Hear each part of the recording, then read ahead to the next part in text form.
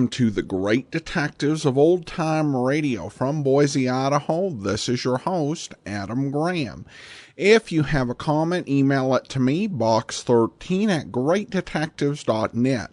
Follow us on Twitter at Radio Detectives and become one of our friends on Facebook, facebook.com/Radio Detectives. Also, check out our growing YouTube archive, youtube.greatdetectives.net. More than 2,000 videos there of old episodes of the Great Detectives of Old Time Radio, The War, and the Amazing World of Radio. As you're making your travel plans, remember JohnnyDollarAir.com. JohnnyDollarAir.com is a Priceline affiliate, so you can name your own price on hotels, rental cars, airline tickets, and even more, or choose from great published fares. But part of the purchase price goes to support the Great Detectives of Old Time Radio at no additional cost to you. So remember, check JohnnyDollarAir.com first. See what their price is, and if it works for you, you can help support the program. All right, well, now it's time for today's episode of Yours Truly, Johnny Dollar. The original air date on this one is October the 2nd, 1960, and this is the Stope of Death Matter. Johnny Dollar. Dollar. My name is Hal Barker, Tri-Western Life Insurance Company. Out in Los Angeles, California. No, I'm holding down the branch office here in Reno, Nevada. Well, made a change, huh? That's right. Well, how are you, Mr. Barker, and what can I do for you? Are you available for an assignment? Can you fly on out here right away? I don't see why not, as long as you're willing to pay the freight. Good. Yeah, you mind telling me what it's all about? Well, not at all. One of our clients, a man named Walter Bisbee, has just died in a mining accident over near Virginia City. Virginia City, the famous old ghost town, huh? That's right. But now listen. Yeah? I don't think it was. Was what, Mr. Barker? Well, I don't think it was any accident. Oh, you don't, huh? No, and believe me, I don't say that just in the hope of not having to pay double indemnity on his insurance. Why do you say it? I have no proof, Dollar, no proof at all. But I'm convinced that Walter Bisbee was murdered. That I know who murdered him and why. Well, tell me more, Mr. Barker. Fly on out here to Reno, and I will. I'll grab the first plane I can.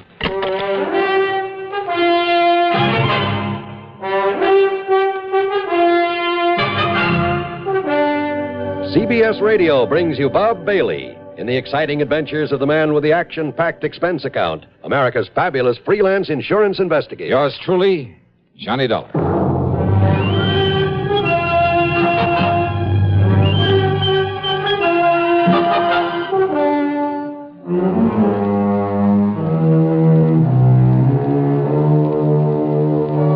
Expense account submitted by Special Investigator Johnny Dollar to the Tri-Western Life Insurance Company, Reno, Nevada office. Following is an account of expenses incurred during my investigation of the Stope of Death matter.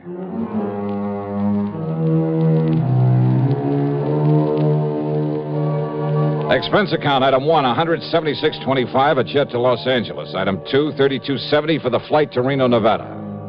Hal Barker met me at the airport, and we headed south on 395, then southeast on 17 toward Virginia City. Virginia City, by far the largest and most famous of the old mining towns of the West, with its quaint, colorful streets and fascinating buildings left over from the days when the Comstock Lode was the richest silver strike the world had ever known. Where it didn't take much imagination to visualize the grizzled old characters with burrow and pick and shovel who roamed the desert hills in a stubborn search for gold-bearing quartz, who worked and fought and often died violently to keep others from getting their hands on the precious yellow metal, and who finally realized that the heavy blue mud they'd been discarding was the real bonanza, was loaded with rich silver ore. Yeah, you could almost see their ghosts walking the streets or stopping for a drink at the fabulous Crystal Bar or the lowly Bucket of Blood Saloon, depending on their luck. During the 23-mile ride over to this fascinating historical spot, Hal Barker filled me in. Yeah, thanks to modern methods, modern tools of the trade, so to speak, Walter Bisbee and his partner did fairly well, Dollar. Uh-huh. They'd explored these old abandoned mines around here, supposedly all worked out, and they'd locate new ore strata that would pay off.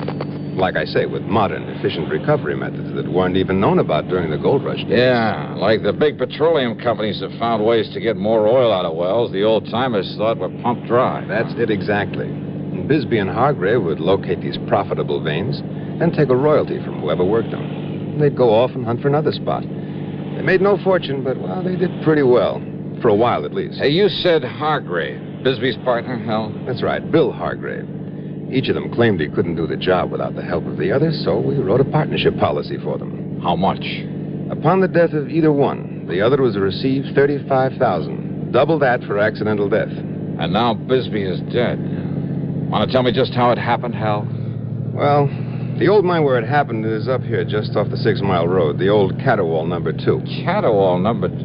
That's the name of a mine? Yeah, well, you should hear the name of some of them. Anyhow, old Bill left Walter at the mine a couple of days ago, exploring one of the stopes, while he drove into Carson City for supplies.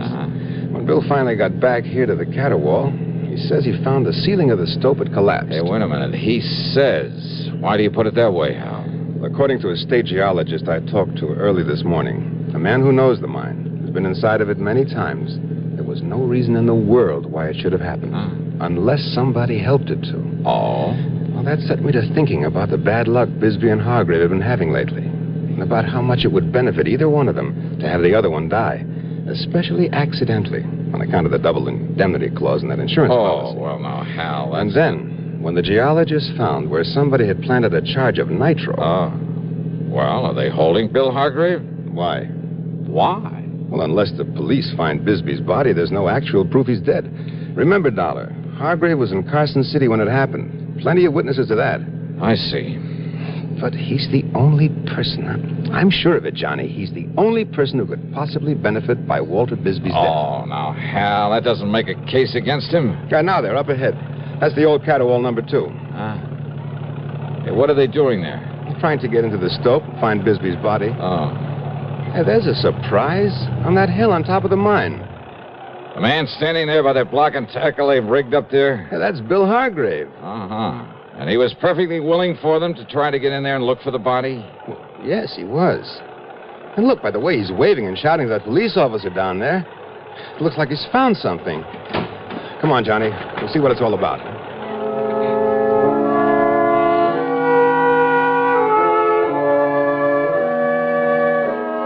On top of the small hill was a vertical ventilation shaft driven down into the mine.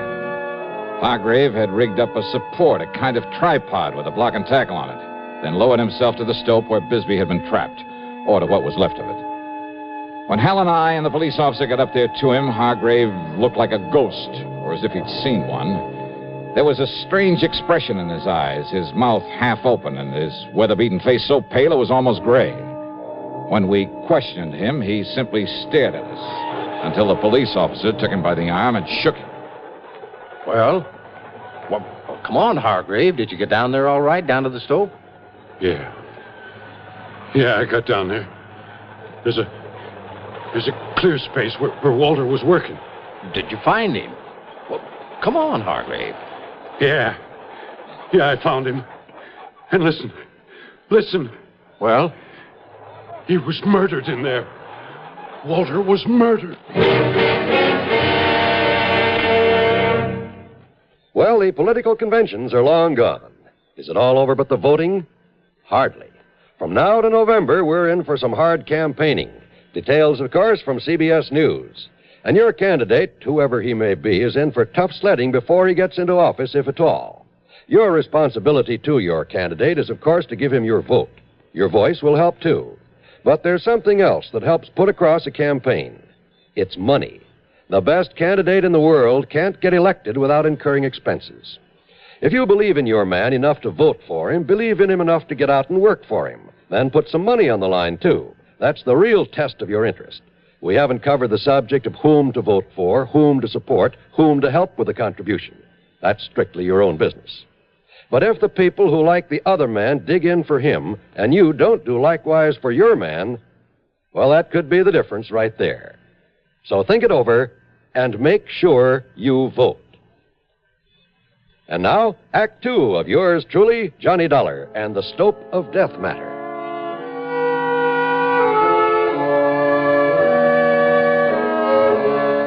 When Walter Bisbee died in the gold mine cave-in, when a state geologist hinted that maybe a charge of nitro had caused the cave-in, both Hal Barker and the police figured it might have been done by Bill Hargrave to get rid of his partner, to collect the insurance on him. But as they started clearing away into the stope to look for Bisbee's body, It was Hargrave who took the lead.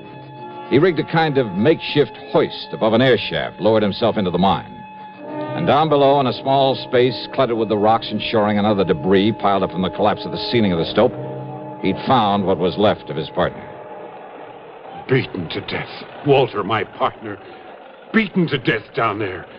By somebody knowed we'd made another find down there. Easy, and Mr. then they Hargrave. blowed in the mine on top of him. They murdered him. Don't you understand? Somebody murdered Walter down there. Okay, Bill, okay. Now, just take it easy. Well, you're the law. Now you go and find out who killed him. Who killed my partner? We'll try, Bill. You try. Sure. Dollar, always said you want to go down there with me and help me recover the body? Yes, sure. I'll have some of the men working on the slope come up here and give us a hand, lower us down this ventilating shaft. Okay, officer. And Bill, you go on back to town. We'll bring the body in so you can give him a decent funeral. Funeral? That's right. No, officer. What? Why not, Hargrave? Because Walter'd want to be buried here in the mine. The same as I would if this had happened to me. But if you made a valuable find down there... What are you talking about, Dollar? You think all the dirty yellow dust in the world would ever make up for a man like Walter Wesley? He was my partner. He was my friend. 20 years together, like brothers we were. Always together. Always share and share alike. When I found something, it was his, too. When he found something, it was mine as much as his. Well, didn't you know that? Well, yes, and I understand the two of you did fairly well for a while. Yeah. As long as the two of us worked together, of course we did. We opened up the old Higby's Folly, didn't we? And the old Yellow Jaybird. Those were gold mines? And they still had plenty in them. We showed them where. We showed them where to get it out. When was that? Oh, back in 1950, 51. It was Walter and me found the veins they'd passed on by. They thought those mines were all worked out, but we showed them different. They still had gold in them. We showed them where it was, Walter and me. And the Jolly Tar and the Frenchman's Luck back in 53.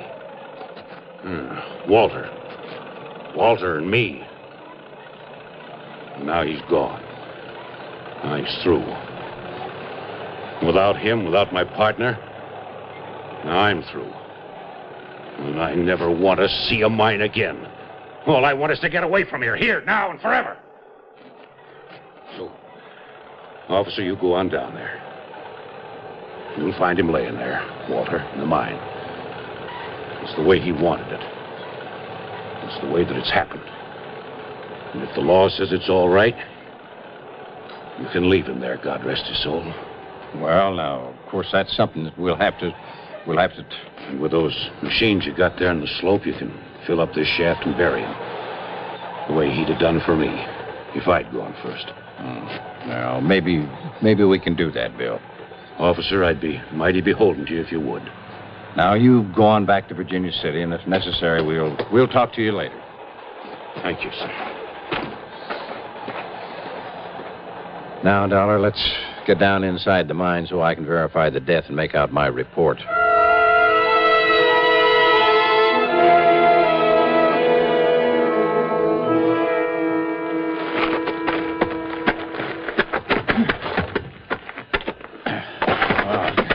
I'm afraid I'm not used to one of these miner's lamps, Dollar. Yeah, I know what you mean. But I think we can see enough with him to just... Yeah, wait. Look. There he is. Yeah, I see. Good Lord. What a beating he took. Beating? Yeah, look at him. Look at his face. It's... Hey, officer. This man was knocked down, then kicked to death. Yeah, these marks on him, on his face. Hobnails. Yeah, you're right, Dollar. Whoever did this to him stood right here. You see? Yeah, I see. And you see the print of his right foot deep in the dust? Where he stood while he kicked and kicked with the other one? And he is Walter Bisbee. Yeah. Maybe we're going to have to leave him down here. What do you mean? Oh, 240, maybe 50 pounds. Up through that air shaft? Oh, yeah. Maybe you got something there. You and I, a couple of skinny guys, we barely made it. Maybe there was something around here could tell us who did this to him. That footprint. Hey, Dollar, there isn't a hard rock miner in this whole area doesn't wear shoes like that. Here, look, you see here? These other footprints, huh? Yeah, well, those are probably Hargrave's from when he came down here through the air shaft to look for Bisbee. Yep, that's right. Same kind of shoes, but newer. You can tell by the nail marks. Yeah, but does it prove that Hargrave came down here only after his partner was killed? Oh, now, wait a minute, Dollar. You're forgetting that Bill was in Carson City when this happened. Yeah? When what happened? The murder or the caving in of the Stope? Now, what do you mean by that? Murder him, then try to cover it up with a cave-in. Now, look, Dollar. Hal Barker says that a state geologist told him he found signs that a small nitro charge may have been used near the entrance to this mine. But if Bill... You mean you think Bill killed him down here and then had somebody else start the cave-in while he was over in Carson City? Let somebody else in on it? No. If Bill killed him, he probably set off that charge, too. But don't you see, if he was over... Didn't you ever hear of an explosion being set off with some kind of a timer? Well, yeah, sure, of course I have. But that still doesn't give us any proof that Bill did this. The fact remains that Bill Hargrave is the only one who can possibly profit by his partner's death, right? Sure, I'll go along with that, all right. But unless you can find some proof that he did this, well... Well, I don't know. But while you're poking around in the dark down here, I'm going to pay a little visit to Bill Hargrave. Go ahead. But why? Well, I told you, officer. I don't know.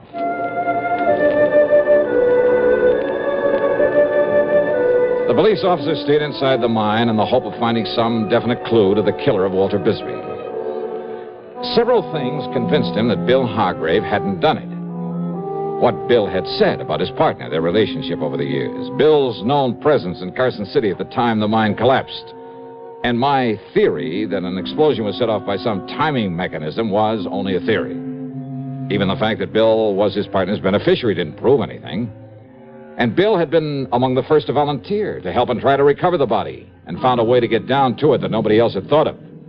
Yeah. Very convincing. Almost too much so. At least enough to make me more suspicious than ever. Suspicious of Bill Hargrave. Just a little sort of shack on the edge of town, Johnny. Okay, then let's head for it, Hal. Well, of course, he may have gone over to Miss Crutch's boarding house to take care of Walter's things. Hey, you mean in spite of all their palsy-walsy over the years, they didn't share the same living quarters? Well, up to a few months ago, yes. So maybe they had a falling out, huh? In spite of Hargrave's pretty little speech. Well, Johnny, I must confess, I believe what he said. They were still working together.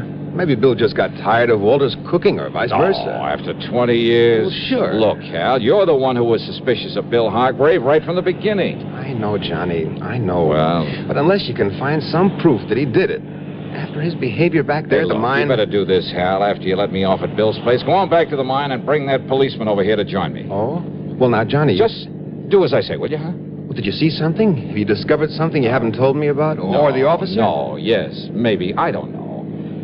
Hal, I honestly don't know. But there was something back there. Something you or the officer told me? I don't know. Something down there in the mine. Well, here we are. Here's the shack Bill lives in. Wait a minute. What, yeah? Maybe that's it, yeah. What, Johnny? Yeah. Hey, listen. Before he leaves that mine, tell the officer to take one more good long look at the footprint we found in the dust. Huh? Well, just exactly what is that? Tell him that, Hal. Then tell him to get on over here fast. Well, then you have thought of something to pin it on Hargrave. I told you, Hal. I don't know.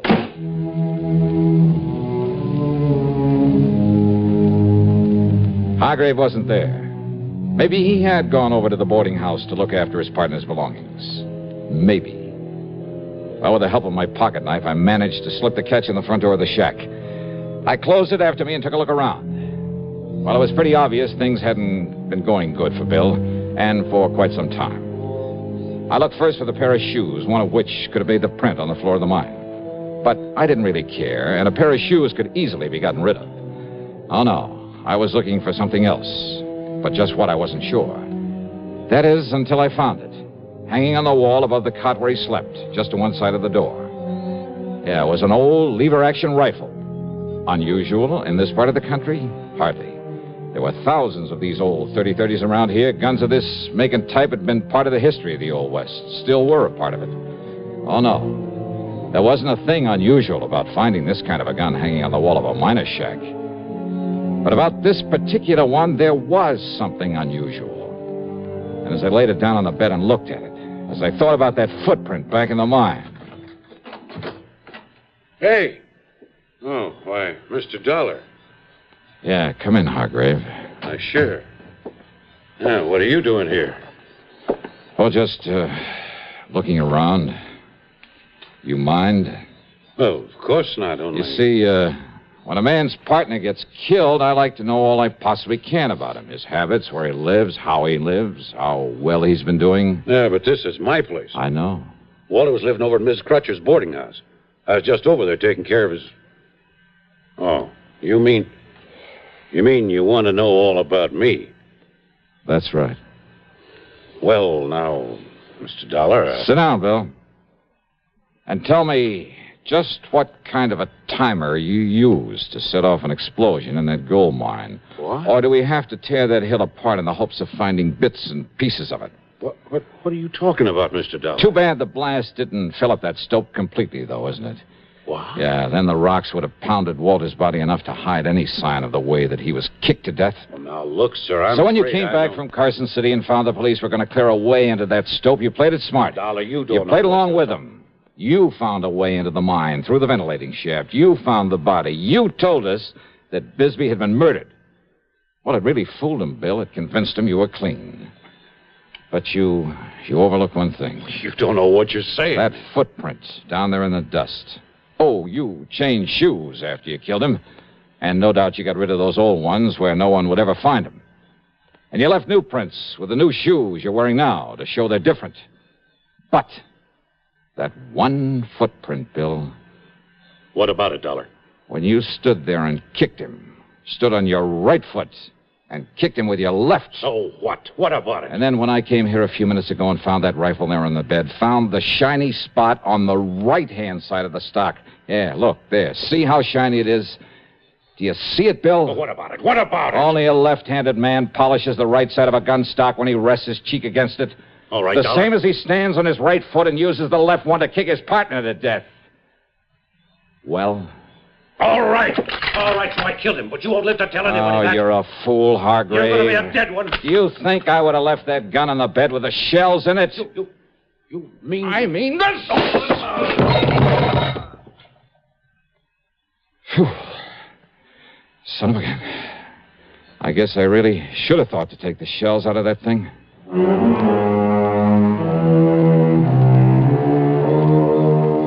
So maybe there were dozens of left-handed men around Virginia City, and who knows, maybe there were some right-handers who kicked with the left foot. But Bill just didn't happen to think of that when he confessed the killing. Expense account total, including all the incidentals I can think of, and the flight back to Hartford, $248.75. Yours truly, Johnny Dollar.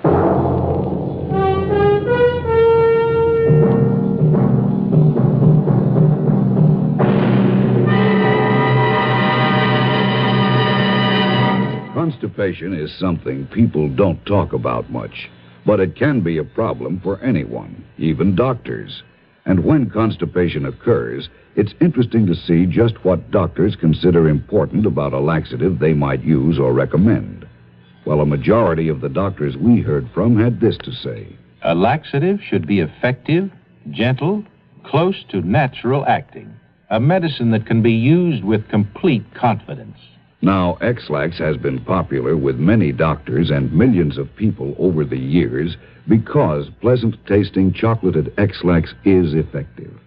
Overnight, it helps you toward your normal regularity. X-Lax is so gentle, so close to natural acting, there's no upset. That's why many doctors and millions of people use X-Lax with complete confidence. X-Lax, the laxative that helps you toward your normal regularity gently, overnight. Now, here's our star to tell you about next week's story. Next week, a most unusual case where murder isn't murder at all. Where the whole thing is based on the confession of a dying man to something he did some years before. Oh, his confession is true. It's backed up by all the facts in the case. There can be no question of them or the confession itself. And yet the twist at the end of the story, well, all I can tell you is it'll take you completely by surprise. So join us, won't you? Yours truly, Johnny Dollar.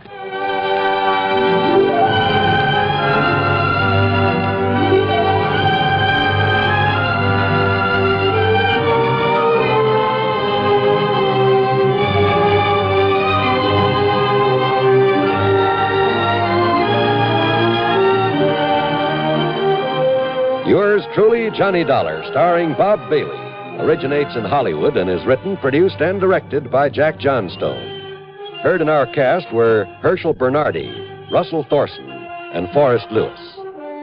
Be sure to join us next week, same time and station, for another exciting story of yours truly, Johnny Dollar.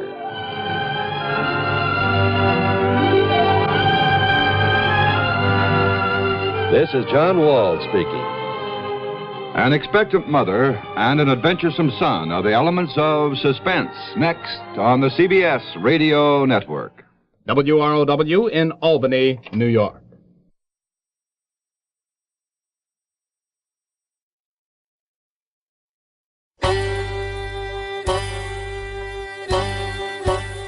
Hi, this is Andrew from OTRWesterns.com. I wanted to invite you to come take a look at our site where we put out podcasts of old-time radio westerns. Check us out at OTRWesterns.com. You're listening to The Great Detectives of Old Time Radio with Adam Graham. Now let's get back into the show.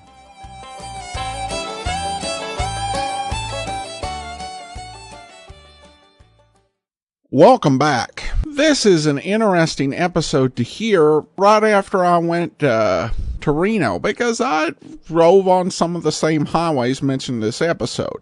Although I didn't go to Virginia City, once I got to Reno, I was pretty much driving back and forth between my motel and the conference site. But I spent a fair amount of time on 395 down there. So a little bit more of a geographical reference for me than usual. This also had a fairly good ending. Not perfect or even ideal, but I think it's a bit more believable than when a weak clue is used to win the day. It's really Johnny's buildup, I think, that ultimately sells it to Bill that Johnny has the goods on him. And Johnny talks with such authority as if he does actually have the goods on him, that Bill really buys into it without thoroughly thinking it out, which I think makes it more believable than when it's done more matter-of-factly. And it also helps that they're clear about it. Though Johnny did get lucky on the gun, and I would think most people would be able to tell when they picked up a gun, whether it was loaded or not. Then again, Bill just may generally have not been very quick on the uptake. I did find the ad urging people to give to the presidential candidates to be a very interesting one, even though they weren't urging a contribution to one candidate or another. It's just hard to imagine that sort of ad being run today. All right, well, that will do it for today. Join us back here tomorrow for Dragnet next Friday, another episode of yours truly, Johnny Dollar. If you do have a comment, email it to me, box13@greatdetectives.net. Follow us on Twitter at Radio Detectives and become one of our friends on Facebook.